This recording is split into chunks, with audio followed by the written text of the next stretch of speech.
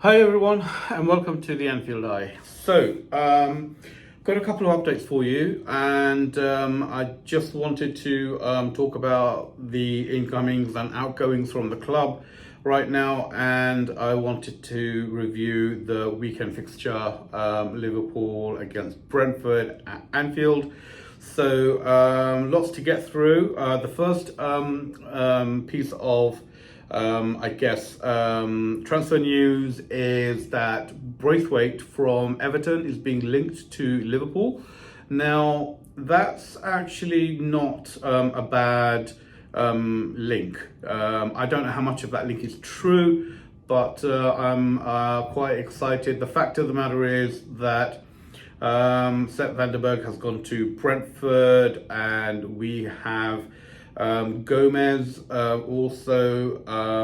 who's given years and years of service to Liverpool, but is also on his way out of the club. And I'll get on to Gomez in a bit. We are lacking defenders. We are lacking not just defenders, but we're lacking quality defenders. I think Braithwaite would be a decent acquisition. British, we're buying from the Premier League. 70 million is the amount that's being discussed. For a defender, homegrown, is actually quite a good deal.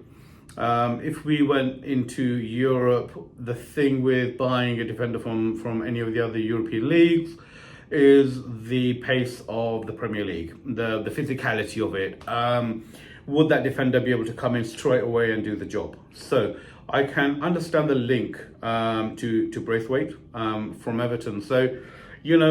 He's young, and we would be buying somebody who is a regular first in the first team for Everton, and prospective England career ahead of him as well. He wouldn't be in the second or third tier of defenders in the Premier League.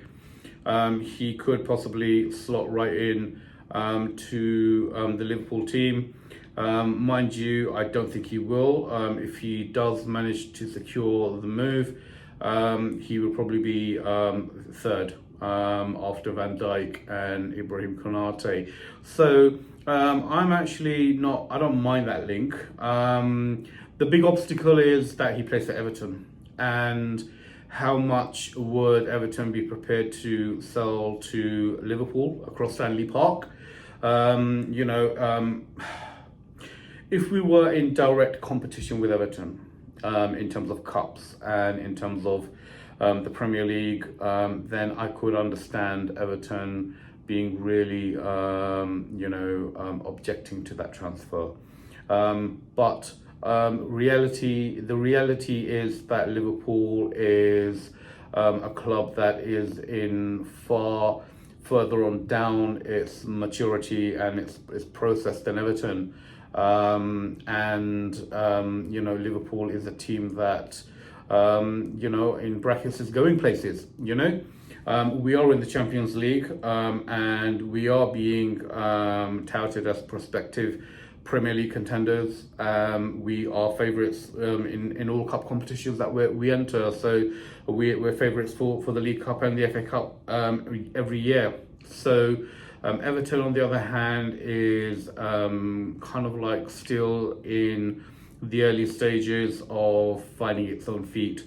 I'm not that impressed with the manager that they've chosen over the past few years. And they seem to appoint their transfers and appoint their managers on a kind of like, no plan. Their appointments are generally let's hope for the best. If that transfer goes ahead, I wouldn't really object to it that much, but there's a long way to go. The player himself wants to go to Liverpool, and if you had an option to go from Everton to Liverpool, I think that would be I think a lot of players would want to do that. The other way around, I don't think so. I think some of our academy players might go to Everton on a loan basis, or if they couldn't find a way into the first team. So let's wait and see. Early stages yet, but we have to be fast because we are literally now probably 10 days away from the the transfer window closing. So we've got to be really, really quick now. I guess there are going to be transfers coming in and out of Liverpool on the final day. That's the first piece of news. The second piece of news is Joe Gomez. Joe Gomez is a player I much admire. I've admired Gomez over since he was transferred over to Liverpool from Charlton many years ago. He was so young at that time, but he was at that time touted as a really good player for the future. So he's given Liverpool years and years of service across the whole of the back four, and he's being now linked to Aston Villa and also Newcastle. So we are probably going to say goodbye to Joe Gomez at the end of this transfer window, and it's just really a case of which team really wants him and how much are they prepared to pay. He is an England international. He is a regular in Liverpool's first team, especially in the cup competitions. So, he won't be going for cheap, but he won't be that expensive either. If we can get that deal across the line and then use that money and a bit more to buy a really good centre back, we've been linked to Braithwaite. I think that would be a good piece of business.